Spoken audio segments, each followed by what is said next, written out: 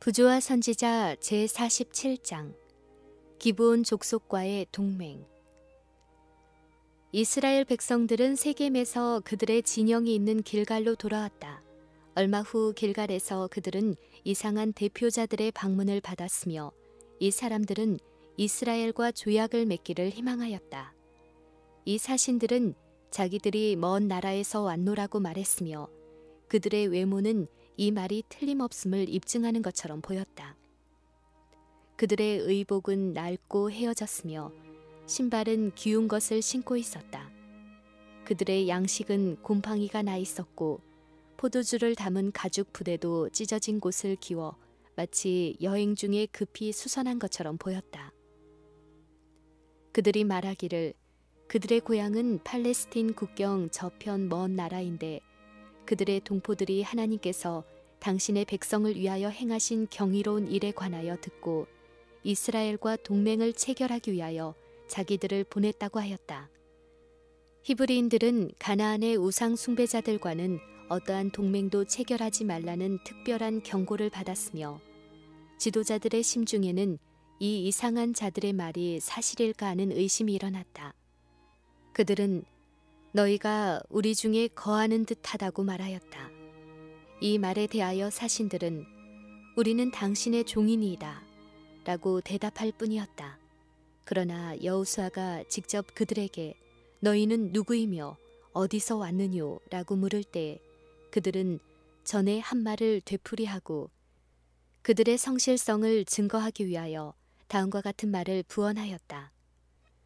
우리의 이 떡은 우리가 당신들에게로 오려고 떠나던 날에 우리들의 집에서 오히려 뜨거운 것을 양식으로 취하였더니 보소서 이제 말랐고 곰팡이가 났으며 또 우리가 포도주를 담은 이 가죽 부대도 새 것이더니 찢어지게 되었으며 우리의 이 옷과 신도 여행이 심히 길므로 인하여 낡아졌나이다. 이 진술은 효력이 있었다. 히브리인들은 여호와께 묻지 아니하고 여호수아가 곧 그들과 화친하여 그들을 살리라는 언약을 맺고 회중 족장들이 그들에게 맹세하였더라. 이리하여 조약은 체결되었다. 그러나 3일 후에 사실이 발견되었다. 그들은 근린에 있어 자기들 중에 거주하는 자라 함을 들으니라. 히브리인을 대항하기 불가능함을 안 기브온 사람들은 술책을 써서 그들의 생명을 보존하고자 하였다. 기만 당하였음을 안 이스라엘 백성들은 크게 분노하였다. 이스라엘 사람들이 3일간 여행 끝에 가나안 땅의 중앙에서 가까운 기브온인들의 성읍에 도착했을 때에 그들의 분노는 최고 절정에 이르렀다. 회중이 다 족장들을 원망하였으나 족장들은 비록 기브온인들의 기만으로 이루어진 것이긴 하지만 그들이 이스라엘의 하나님 여호와로 그들에게 맹세한 까닭에 조약을 깨트리기를 거절하였다. 이스라엘 자손이 그들을 치지 못한지라. 기브온인들은 우상 숭배를 버리고 여호와를 경배하기로 서약하였으므로 그들의 생명을 보존한 것은 우상 숭배하는 가나안인들을 멸하라는 하나님의 명령을 어기는 것이 아니었다. 그러므로 히브리인들은 저희가 서약한 맹세로 인하여 스스로 범죄한 것은 아니었다. 비록 서약이 기만으로 이루어졌을지라도 그것을 무시하지 말아야 하였다. 사람이 말로 서약한 의무는 사람으로 하여금 그릇된 행동을 하도록 속박하지 않는 한 신성하게 지켜야 한다. 이득이나 복수나 사욕 등 그 어떤 것도 그들이 한 맹세나 서약을 깨트릴 이유가 될 수 없다. 거짓 입술은 여호와께 미움을 받는다. 여호와의 산에 오르며 그 거룩한 곳에 설 자는 그 마음에 서원한 것은 해로울지라도 변치 아니하는 자이다. 기브온인들은 죽음은 면하였으나 노예로서 성막에 매여서 온갖 천한 일들을 행하게 되었다. 그날의 여호수아가 그들로 여호와의 택하신 곳에서 회중을 위하여 여호와의 단을 위하여 나무를 패매 물깃는 자를 삼았다. 그들은 그들의 잘못을 깨닫고 감사함으로 이 조건들을 받아들이고 생명을 구하기 위해서는 어떠한 일이라도 기쁨으로 응하였다. 그들은 여호수아에게 보소서, 이제 우리가 당신의 손에 있으니 당신의 의향에 좋고 옳은 대로 우리에게 행하소서라고 말하였다. 기브온인들의 영토는 4성읍으로 구성되었다. 이 백성들은 한 왕의 통치하에 있지 아니하고 장로 혹은 원로들의 통치를 받았다. 그들의 성읍 중에 가장 중대한 기브온은 왕도와 같은 성읍이요, 그 사람들은 다 강하였다. 이와 같은 성읍의 백성들이 그들의 생명을 구원하고자 이처럼 굴욕적인 방법을 사용할 수밖에 없었던 것은 이스라엘인들이 가나안 거민들에게 끼친 공포심에 대한 현저한 증거였다. 그러나 기브온인들이 정직하게 이스라엘과 교섭하였다면 훨씬 더 좋은 대우를 받았을 것이다. 여호와께 복종함으로 생명의 보존은 얻었으나 그들의 기만은 그들에게 굴욕과 노역을 가져왔다. 하나님께서는 이교의 우상 숭배를 버리고 이스라엘과 연합하는 자들은 모두 다 언약의 축복을 나누어 가질 수 있도록 조치를 취해 두셨다. 그들은 너희 중에 우거한 이방인이란 칭호 아래 포함되었고 소수의 예외를 제외하고는 이 계급의 사람들도 이스라엘인과 동등한 은총과 특권을 누릴 수 있었다. 여호와의 지시하신 바는 다음과 같았다. 타국인이 너희 땅에 우거하여 함께 있거든 너희는 그를 학대하지 말고 너희와 함께 있는 타국인을 너희 중에서 나은 자같이 여기며 자기같이 사랑하라. 유월절과 희생 제물을 헌납하는 데 관하여 회중 곧 너희나 우거하는 타국인이나 너희의 어떠한 대로 타국인도 여호와 앞에 그러하리라 라고 명하셨다. 만일 기브온인들이 기만적인 수단을 쓰지 않았더라면 위에 말한 지위를 차지했을 것이다. 그 강한 왕도의 시민이던 그들이 자자손손이 내려가며 나무 패는 자와 물 깃는 자가 된 것은 결코 가벼운 굴욕이 아니었다. 그들은 기만의 대가로 빈곤이란 의복을 채택하였고 그것은 그들을 영원한 종살이의 표로 속박하였다. 그리하여 그들의 노예의 상태는 오는 모든 세대를 통하여 하나님께서 거짓을 미워하신다는 것을 증거할 것이다. 기브온인들이 이스라엘에게 굴복한 일로 가나안 왕들은 크게 당황했다. 즉시 침략자와 화친한 자들에 대한 복수에 착수하였다. 예루살렘 왕 아도니세덱의 지휘하에 가나안의 5 왕들은 기브온을 토벌할 동맹을 체결하였다. 그들은 신속히 행동을 시작하였다. 기브온인들은 방어할 아무 준비가 없었으므로 길갈에 있는 여호수아에게 다음과 같은 기별을 보냈다. 당신의 종들 돕기를 더디게 마시고 속히 우리에게 올라와서 우리를 구하소서. 산지에 거하는 아모리 사람의 왕들이 다 모여 우리를 치나이다. 위험은 기브온 백성에게뿐 아니라 이스라엘에게도 이르러 왔다. 이 기브온 성읍은 중부와 남부 팔레스틴의 요로를 차지하고 있었으므로 가나안 땅을 정복하기 위해서는 이것을 고수해야 하였다. 여호수아는 즉시 기브온을 구원하러 갈 준비를 갖추었다. 포위된 성읍의 거민들은 저희가 행한 기만으로 인하여 여호수아가 그들의 간청을 거절하지는 않을까 염려하였다.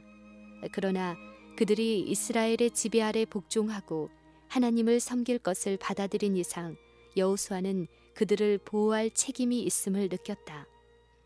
그는 이번에는 하나님의 지시 없이 움직이지 않았고 여호와께서는 이 거사에 대하여 그를 격려하셨다. 하나님께서는 그들을 두려워 말라. 내가 그들을 네 손에 붙였으니 그들의 한 사람도 너를 당할 자 없으리라는 기별을 보내셨다. 그리하여 여호수아가 모든 군사와 용사로 더불어 길갈에서 올라가니라. 밤새도록 행군하여 여호수아는 아침에 그의 군대를 기브온 앞까지 인솔하였다. 여호수아가 그들에게 도착했을 때에 동맹군의 왕들은 그들의 군대를 성 주위로 소집할 겨를이 없었다. 이 돌연한 공격은 적들을 완전히 패배시키는 결과를 가져왔다. 막대한 군사들이 여호수아 앞에서 도망하여 베토론으로 가는 산길로 올라갔다. 산 꼭대기에 올라간 후 그들은 반대편에 깎아 세운 듯한 내리막길로 급히 내려가고 있었다. 이곳에서 무서운 우박이 그들에게 내렸다. 여호와께서 하늘에서 큰 덩이 우박을 내리심에 그들이 죽었으니 이스라엘 자손의 칼에 죽은 자보다 우박에 죽은 자가 더욱 많았더라.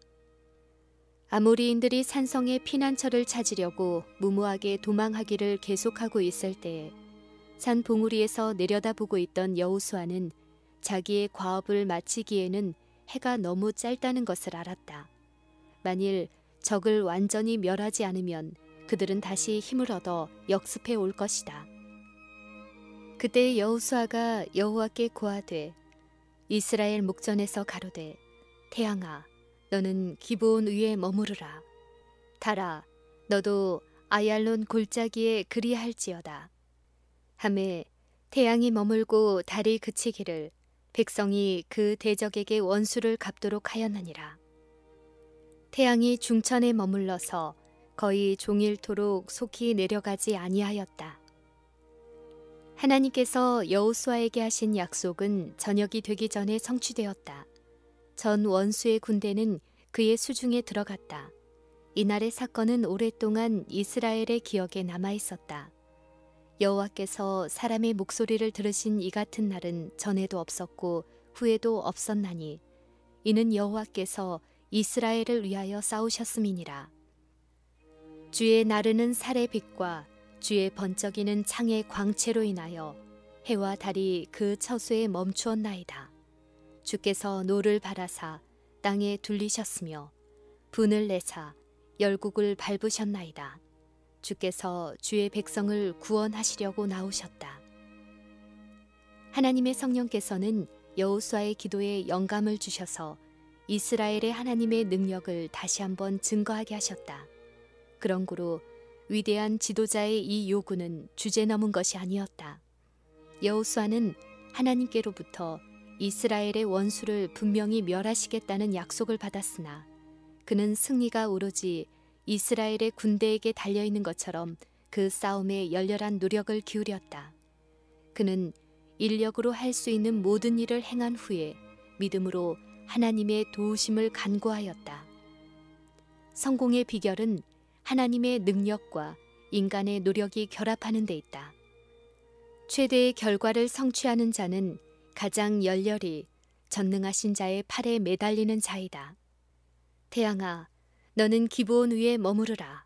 달아, 너도 아얄론 골짜기에 그리할지어다 라고 명한 자는 길갈의 진영에서 여러 시간 동안 땅에 엎드려 기도하던 그 사람이었다. 기도의 사람은 능력의 사람이다. 이 큰 기적은 온 우주 만물이 창조주의 통치하에 있다는 것을 증거한다. 사단은 자연계에 나타나는 하나님의 섭리를 사람들에게 감추려 하고 있으며 이 최초의 대사업에 나타난 하나님의 끊임없는 역사를 보지 못하게 하려고 한다. 이 기적으로 자연을 자연의 하나님보다 더 높이는 자는 모두 견책을 받는다. 하나님께서는 당신의 뜻대로 원수의 세력을 멸하시려고 자연의 힘, 즉 불과 우박과 눈과 안개와 그 말씀을 좇는 광풍을 소환하신다. 이교도인 아모리인이 하나님의 목적을 저항하려고 일어섰을 때에 하나님께서 개입하셔서 이스라엘의 원수들에게 하늘에서 큰 덩이 우박을 내리셨다.